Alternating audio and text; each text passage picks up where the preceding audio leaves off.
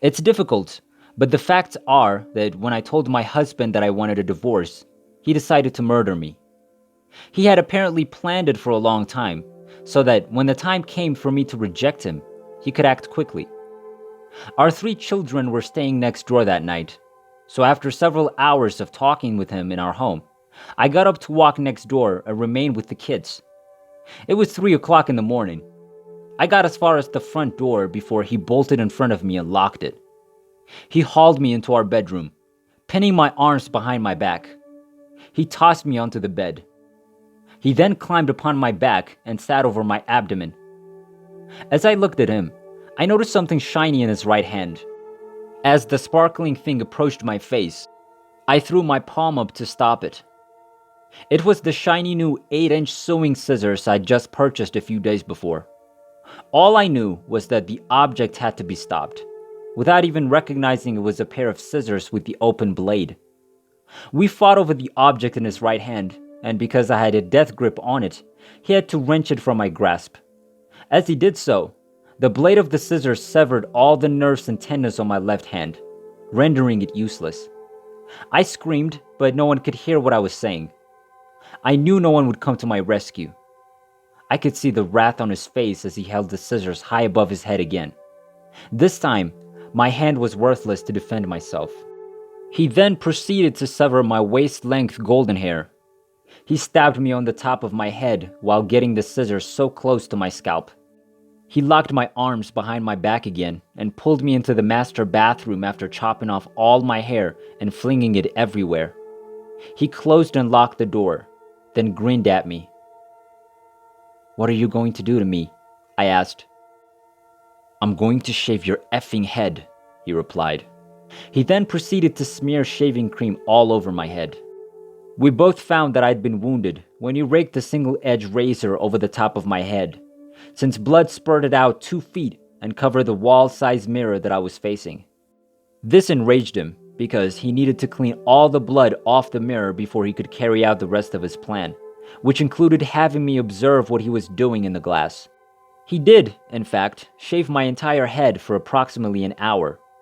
I bled heavily from the head knife wound for an hour, and I had to watch as he emptied sinks full of bloodied water down the drain. I couldn't stand up till the hour was up. My legs were weak, and I was afraid I'd pass out. I then informed him that I was unable to stand. "Go ahead and lay down on the floor, bitch, because you're dead no matter what," he said. He had previously told me what he was going to do to me during that hour.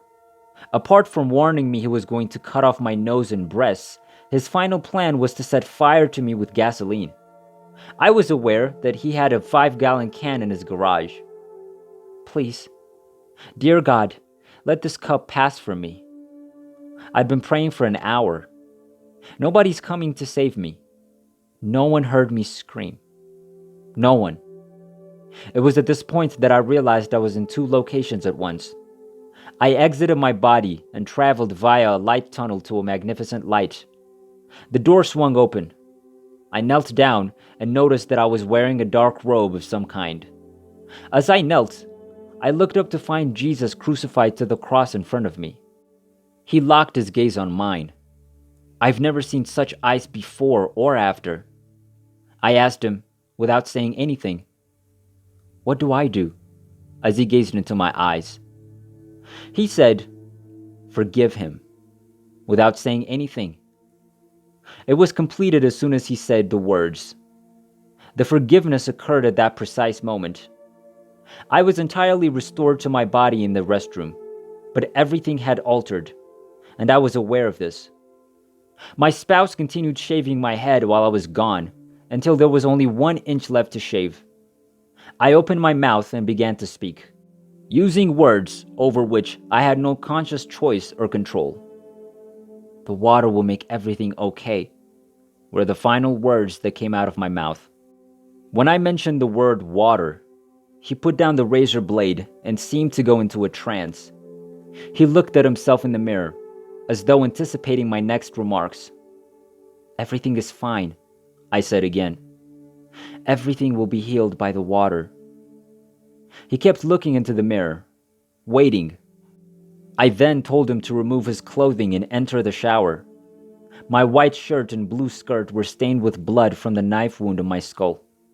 Blood had spilled down my skirt, down my legs, and into my calf-high leather boots. As a result, my husband had already taken off all of my clothes so he wouldn't have to see the blood. Thus, I had been naked for the majority of the ordeal.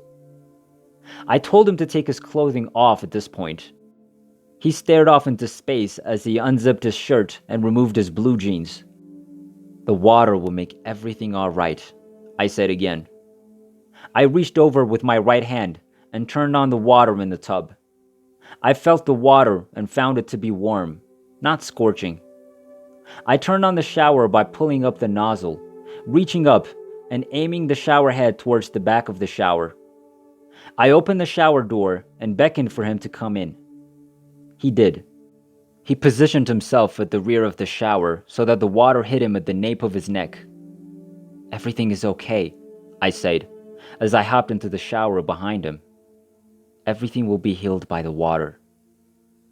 As the water streamed down his back, he pushed his palms against the back of the shower tile wall, high over his head, almost as if surrendering, and said 3 times, "I know this is a trap. I'm aware that this is a ruse. I'm aware that this is a ruse." No. The water is mending everything," I replied quietly. I knew I was waiting for the ultimate word. The word that would set me free, as I stood there within inches of his back. I knew there would be a word that would save me. I could feel the world's heartbeat in the room, and it became so strong that I thought the room would explode. "Now!" exclaimed the blast. When I heard the word, I threw open the shower door, leapt out of the shower, opened the bathroom door, and dashed down the long hallway from the master bedroom to the opposite side of the house, all the way to the front door. I opened the deadbolt and dashed across the grass, never looking back. I knew there wasn't even time for that. Simply run. I dashed over to my next-door neighbor's house, where my 3 children were sleeping. It was now around 5 a.m., and I turned the front doorknob. It had been unlocked. I dashed in and locked the door behind me. My spouse was beating on the door, attempting to get in within seconds. Of course, my neighbors were awake by this point and dialed 911.